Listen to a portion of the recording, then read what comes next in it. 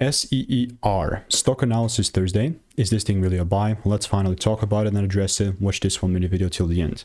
I am the only person in this stock trading space that has actually done 40,000 videos and documented them all, exactly type of videos like this. It's taken me 5 years. And I mean, with the current kind of position where we're in, honestly, I'm not closing my mind to the potential bullish side, because this is like a great performance. It was a great pump up, and the only time where it actually makes sense is if I see a bit pull down, and if it sort of gives me some sort of like a shift and a double break, then only then I'm going to look to buy. Other than that, this is pure noise. So I will continue to keep you updated, and all I will keep doing in the meantime is I'll keep waiting for my rules to be met. So if you want to learn how I'm making 5 to 10K per month with indicators, click the first link in the description, get my free emails, and I will continue to keep you updated. So goodbye and enjoy. See you.